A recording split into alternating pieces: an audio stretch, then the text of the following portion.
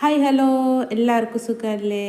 അപ്പോൾ രാവിലത്തെ ചെറിയ കുഞ്ഞു വിശേഷങ്ങളൊക്കെ ആയിട്ട് ഞാൻ വീണ്ടും വന്നിട്ടുണ്ട്. അപ്പം എല്ലാ കൂട്ടുകാർക്കും പുതിയൊരു വീഡിയോയിലേക്ക് സ്വാഗതം. അപ്പോൾ കുക്കറിനകത്ത് ചോറ് അടുപ്പയിൽ വെച്ചിട്ടുണ്ട്. പിന്നെ വൻപയർ വേവിക്കാൻ വേണ്ടിയിട്ട് അടുപ്പയിൽ വെച്ചിട്ടുണ്ട്. കുക്കറിനകത്തല്ല കേട്ടോ വൻപയർ വേവിക്കുന്നത്. അപ്പം ഒരു കുക്കറേ ഉള്ളത് കൊണ്ട് ഞാൻ ആ ഒരു കുക്കറിനകത്ത് ചോറ് വെച്ചിട്ടുണ്ട്. അപ്പോൾ വൻപയർ അടുപ്പയിൽ വേവിക്കാൻ വേണ്ടിയിട്ട് വെച്ചിരിക്കുകയാണ്. പിന്നെ ഒരു ചെറിയ കപ്പളങ്ങയുടെ പകുതി, കപ്പളങ്ങ അല്ലെങ്കിൽ പപ്പായ എന്നൊക്കെ പറയത്തില്ലേ, പപ്പായയുടെ പകുതി എടുത്തിട്ടുണ്ട്. പിന്നെ തൈരും എടുത്ത് വെച്ചിട്ടുണ്ട്. അപ്പോൾ കപ്പളങ്ങയും തൈരും കൂടെ മോരും കൂടെ കപ്പളങ്ങ മോരുകറി വെക്കാൻ വേണ്ടിയിട്ടാട്ടോ. പിന്നെ പയർ ഇങ്ങനെ ഒലത്തിയെടുക്കാൻ വേണ്ടിയിട്ടാണ്, പയർ മെഴുക്കുരട്ടി പോലെ വെക്കാൻ വേണ്ടിയിട്ടാണ്. അപ്പോൾ കപ്പളങ്ങ എല്ലാം തൊലിയൊക്കെ ചെത്തി കഴുകി വെള്ളം ഒഴിച്ച് ഉപ്പുമൊക്കെ ഇട്ട് 2-3 പച്ചമുളകും ഒക്കെ ഇട്ടിട്ട് ചട്ടിക്കകത്തോട്ട് വെച്ചിട്ടുണ്ട്. അതും അടുപ്പയിൽ വേവിക്കാൻ വേണ്ടിയിട്ടാണ്. അപ്പോൾ പയറൊക്കെ നന്നായിട്ട് തിളച്ച് പതുക്കെ ചെറുതായിട്ട് വെന്ത് വരുന്നുണ്ട് കേട്ടോ. അപ്പോൾ നമ്മുടെ എല്ലാ കൂട്ടുകാരും വീഡിയോ കണ്ടിട്ട് സ്നേഹത്തോടെയുള്ള ഓരോരോ ലൈക്ക് സ്നേഹത്തോടെ എനിക്ക് തരണേ. പിന്നെ നമ്മുടെ കൂട്ടുകാരെല്ലാവരും കമൻറ്റ് ചെയ്യാനൊന്നും മറന്നു പോകരുത്. അപ്പം വീഡിയോ കാണുന്ന കൂട്ടുകാർ പറ്റുവാണെങ്കിൽ സ്കിപ്പ് ചെയ്യാതെ മുഴുവനായിട്ട് കണ്ടെന്ന് സപ്പോർട്ട് ചെയ്യാൻ നോക്കണേ പറ്റുവാണെങ്കിൽ. അപ്പോൾ നമ്മുടെ പയറൊക്കെ വെന്തിട്ടുണ്ടായിരുന്നു കേട്ടോ. അപ്പോൾ പയറൊക്കെ വെന്തതെടുത്ത് മാറ്റി വെച്ചിട്ട് പയർ മെഴുക്കുരട്ടി വെക്കാൻ വേണ്ടിയിട്ട് ചെറിയ ഉള്ളിയും വെളുത്തുള്ളിയും ചതച്ചതാട്ടോ. അപ്പോൾ ചെറിയ ഉള്ളിയും വെളുത്തുള്ളിയും ചതച്ചത് കടുക് പൊട്ടിയതിനകത്തേക്ക് ഇട്ട് കൊടുത്തിട്ടുണ്ട്. അപ്പം പയറിങ്ങനെ വൻപയർ ഇങ്ങനെ ഒതുക്കി അല്ലെങ്കിൽ മെഴുക്കുരട്ടി വെക്കുന്നത് നല്ല ടേസ്റ്റ് അല്ലേ? തോരൻ വെക്കുന്നതിൽ നല്ലതല്ലേ വൻപയർ ഇങ്ങനെ മെഴുക്കുരട്ടി പോലെ ഇങ്ങനെ വെക്കുന്നത്? അപ്പോൾ അതിൻ്റെ അപ്പുറത്ത് ഞാൻ അടുപ്പയിൽ നമ്മുടെ കപ്പളങ്ങയും വെച്ചിട്ടുണ്ട്. കപ്പളങ്ങ പിന്നെ പെട്ടെന്ന് വേഗം, അതും കുക്കറിനകത്ത് ഇട്ടിട്ടില്ല കേട്ടോ. അപ്പോഴത്തേക്കിന് ചോറ് റെഡിയായിരുന്നേ. ചോറെടുത്ത് വാങ്ങി വിസിൽ പോകാൻ വേണ്ടി മാറ്റി വെച്ചിട്ടുണ്ടായിരുന്നേ. പിന്നെ കുറച്ച് മഞ്ഞൾപ്പൊടി അതിനകത്തേക്ക് ഇട്ട് കൊടുത്ത്, പിന്നെ മുളക് പൊടിക്ക് പകരം നമ്മുടെ വറ്റൽമുളക് ചതച്ചതാട്ടോ നമ്മുടെ പയറിനകത്തേക്ക് കറി വെക്കാൻ വേണ്ടി ഇട്ട് കൊടുക്കുന്നത്, എരിവിന് പകരമേ. അപ്പം മുളക് പൊടി ഇടുന്നതിന് നല്ലൊരു പ്രത്യേക ടേസ്റ്റ് ആയിരിക്കും ഇതുപോലെ വറ്റൽമുളക് ചതച്ചതിട്ട് നമ്മൾ മെഴുക്കുരട്ടിയൊക്കെ വയ്ക്കുമ്പോൾ.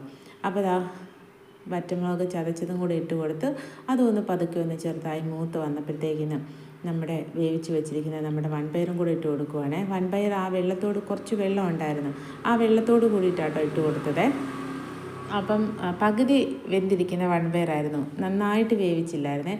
അപ്പോൾ ഇതിനകത്ത് കിടന്ന് വേകാൻ വേണ്ടിയിട്ടാട്ടോ ഞാൻ പകുതി വേവിച്ചെടുത്തത്. അപ്പോൾ കുറച്ച് വൻപയർ ഇട്ട് കൊടുത്തിട്ട് ഒരു ലേശം വൻപയർ മാറ്റി വെച്ചിട്ടുണ്ട്. അതെന്തിനാണെന്ന് ചോദിച്ചാൽ നമ്മുടെ ശാമികയ്ക്ക് ഇത്രയും എരിവ് കൂട്ടി ശാമിക കഴിക്കത്തില്ല. അപ്പോൾ ശാമികയ്ക്ക് വേണ്ടിയിട്ട് പയർ കുറച്ചെടുത്ത് മാറ്റി വെച്ചതാണ്.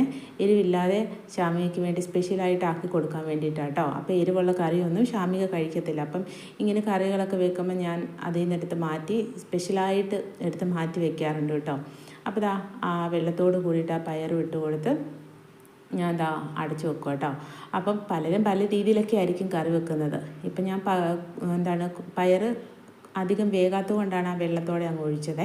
പിന്നെ നമ്മുടെ കപ്പളങ്ങയൊക്കെ നന്നായിട്ട് വെന്ത് വന്ന് വെള്ളമൊക്കെ വറ്റി വന്നിട്ടുണ്ടായിരുന്നു കേട്ടോ. അത് കഴിഞ്ഞ് അതിനുള്ള അരപ്പൊക്കെ ഞാൻ റെഡിയാക്കി വെച്ചിട്ടുണ്ടായിരുന്നേ. തേങ്ങയൊക്കെ അരച്ച് റെഡിയാക്കി വെച്ചിട്ടുണ്ടായിരുന്നു. കുറച്ച് തേങ്ങയും ജീരകവും വെളുത്തുള്ളിയൊക്കെ ഇട്ട് നന്നായിട്ട് അരച്ചെടുത്തതാട്ടോ. അതുകൂടെ നമ്മൾ വെന്തിരിക്കുന്ന നമ്മുടെ കപ്പളങ്ങയ്ക്കകത്തേക്ക് ഇട്ട് കൊടുത്തേ. അതൊന്ന് അരപ്പൊക്കെ ഒന്ന് തിളയൊന്ന് വന്നതിന് ശേഷം പിന്നെ ആ മിക്സിയുടെ ജാറിനകത്തേക്ക് കുറച്ച് തൈര് നേരത്തെ കാണിച്ചില്ലായിരുന്നോ, ആ തൈരും കൂടെ ഇട്ട് പതുക്കെ ഒന്ന് കറക്കിയതിന് ശേഷം ഇതിനകത്തേക്ക് ഇട്ട് കൊടുത്ത് കടുകൊക്കെ താളിച്ച് കഴിയുമ്പോൾ നമ്മുടെ കപ്പളങ്ങ മോരുകറി റെഡി ആയിട്ടുണ്ട്. അപ്പോൾ ഈ കപ്പളങ്ങ കറി മോരുകറിയൊക്കെ വെക്കുമ്പോൾ നമ്മൾ അധികം ഇട്ട് തിളപ്പിക്കത്തില്ലല്ലോ. അപ്പോൾ കറികളൊന്നും വെക്കുന്ന കാര്യം ഞാൻ പറഞ്ഞു തരേണ്ട കാര്യമില്ലല്ലോ, എല്ലാവർക്കും അറിയാവുന്നതല്ലേ. അപ്പം തൈരും കൂടെ ഒഴിച്ചു കൊടുത്ത് പതുക്കെ ഒന്ന് ഇളക്കി കൊടുത്തിട്ടുണ്ട്. പിന്നെ ഉപ്പൊക്കെ ഇട്ട് കൊടുത്തിട്ടുണ്ടായിരുന്നു കേട്ടോ. അപ്പോൾ പതുക്കെ ഇളക്കി കൊടുക്കുക കേട്ടോ. അപ്പം നമ്മുടെ വീഡിയോ കണ്ടിട്ട് എല്ലാ കൂട്ടുകാരും അഭിപ്രായം പറയാനൊന്നും മറന്നു പോകരുത്. അപ്പോൾ രാവിലത്തെ എൻ്റെ ജോലികളൊക്കെ ഇത്രയേ ഉള്ളൂ കേട്ടോ. ചോറും കറിയും എന്ന് പറയുന്നത് വളരെ സിമ്പിളായിട്ടുള്ള കറിയായിരുന്നേ. അപ്പോൾ ഈ വൻപയറിൻ്റെയൊക്കെ കൂടെ കുറച്ച് ഉണക്കമീൻ വറുത്തതോ അല്ലെങ്കിൽ മത്തി വറുത്തതോ ഒക്കെ ഉണ്ടെങ്കിൽ കഴിക്കാൻ നല്ല ടേസ്റ്റ് ആയിരിക്കും. പക്ഷേ ഇന്ന് എന്ത് ചെയ്യാനായി, ഇന്ന് നമ്മുടെ വീട്ടിൽ മീൻ ഒന്നുമില്ല, ഉണക്കമീനും ഇല്ല പച്ചമീനും ഇല്ല. അപ്പം ഇന്ന് നമ്മൾ വെജിറ്റേറിയനാണ്.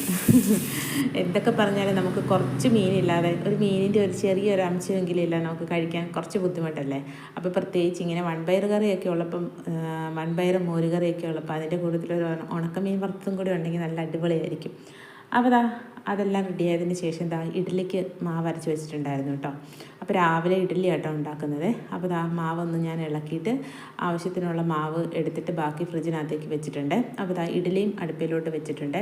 അപ്പോൾ ഇഡ്ഡലിക്ക് കറി സാമ്പാർ കറി കേട്ടോ. സാമ്പാർ കറി ഇന്നുണ്ടാക്കിയ സാമ്പാറല്ല കേട്ടോ, ഇന്നലെ ഉണ്ടാക്കിയ സാമ്പാറാണ്. അപ്പം സാമ്പാർ കുറച്ച് ബാലൻസ് ഉണ്ടായിരുന്നു. അപ്പം ഞാൻ അതിങ്ങനെ ചൂടാക്കി എടുക്കുക കേട്ടോ. അതെന്താ ചുമന്നിരിക്കുന്നതെന്ന് അറിയാമോ? ഞാൻ ഇതിനകത്തൊരു ചെറിയ ബീട്രൂട്ടിൻ്റെ ഒരു ചെറിയ പീസ് ഇട്ടിട്ടുണ്ടായിരുന്നു. ഒരു ചെറിയ കഷ്ണം ബീട്രൂട്ടേ ഉണ്ടായിരുന്നുള്ളേ. അപ്പോൾ ആ ബീട്രൂട്ട് കളയണ്ടല്ല എന്ന് വിചാരിച്ച് ഞാൻ സാമ്പാറിനകത്ത് ഇട്ടതാട്ടോ. അപ്പോൾ സാമ്പാർ നല്ല ചുമന്നിരിക്കുന്നു. അപ്പോൾ ഷാമികേനെ സ്കൂളിൽ കൊണ്ടാക്കിയിട്ട് വന്നിട്ട് ഞാൻ ചായ കുടിക്കുക. ചായ കുടിച്ചിട്ടാണ് പോയത്. പിന്നെ കാപ്പി നമ്മളുണ്ടാക്കിയ ബ്രേക്ക്ഫാസ്റ്റ് ഇല്ലേ, അത് കഴിക്കുകയാണ്. നമ്മുടെ ഇഡലി, നമ്മളെ ചുവന്ന കളർ സാമ്പാർ, അത് ഞാൻ പറഞ്ഞില്ലായിരുന്നു, ഒരു ബീട്രൂട്ട് ഉണ്ടായിരുന്നു, ആ ബീട്രൂട്ട് ഇട്ടിട്ട് ഉണ്ടാക്കിയ നമ്മുടെ സാമ്പാർ. അപ്പോൾ നമ്മൾ ബീട്രൂട്ട് സാമ്പാറും കഴിക്കും. പിന്നെ കഴിച്ചുകൊണ്ടിരിക്കുന്നതിൻ്റെ ഇടയിൽ കുറച്ച് നേരം ഫോൺ നോക്കും കേട്ടോ. ഫോൺ നോക്കി കഴിച്ച് അങ്ങനെ അങ്ങ് ഇരിക്കും. അത് കഴിഞ്ഞ് കുറേ കഴിഞ്ഞിട്ടായിരിക്കും പിന്നെ എഴുന്നേറ്റ് പോയി കൈയൊക്കെ കഴുകി പിന്നെ പണിയൊക്കെ ചെയ്യുന്നത്. ആ സമയത്ത് കഴിച്ചുകൊണ്ടിരിക്കുന്ന സമയത്ത് മൊബൈൽ ഇങ്ങനെ തോണ്ടി ആരൊക്കെ വീഡിയോ ഇട്ടിട്ടുണ്ട് വീഡിയോ കാണും. അങ്ങനെ കുറേ നേരം ഇരിക്കും. പിന്നെ അത് കഴിഞ്ഞ് പിന്നെ ജോലി പണിയൊക്കെ എടുത്ത് അങ്ങനെയാണ് നമ്മുടെ രാവിലത്തെ ചെറിയ വിശേഷങ്ങൾ എന്ന് പറയുന്നത്. അപ്പോൾ നമ്മുടെ രാവിലത്തെ ചെറിയ കുഞ്ഞു വിശേഷം നമ്മുടെ എല്ലാ കൂട്ടുകാർക്കും ഇഷ്ടപ്പെട്ടു എന്ന് വിചാരിക്കുന്നു. അപ്പോൾ ഇഷ്ടപ്പെടുന്ന കൂട്ടുകാരെല്ലാവരും ഒരിക്കൽ കൂടി പറയുകയാണ്, സപ്പോർട്ട് ചെയ്യുക. പിന്നെ സബ്സ്ക്രൈബ് ചെയ്യാത്ത കൂട്ടുകാരൊക്കെ സബ്സ്ക്രൈബ് ചെയ്ത് നമ്മളെയൊക്കെ ഒന്ന് സപ്പോർട്ട് ചെയ്യുക. പിന്നെ നമ്മുടെ എല്ലാ കൂട്ടുകാരും ഓരോ കമൻറ്റ് വെച്ചിടണം. പിന്നെ ഓരോ ലൈക്ക് വെച്ച് തരണം, സ്നേഹത്തോടെയുള്ള ലൈക്ക് തരണം. പിന്നെന്താണ്, അപ്പോൾ എല്ലാവരും വീഡിയോ കണ്ട് സപ്പോർട്ട് ചെയ്യണം കേട്ടോ. അപ്പോൾ ഇനി നല്ലൊരു പുതിയ വീഡിയോയിലൂടെ നമുക്ക് വീണ്ടും കാണാം. Tata, bye bye.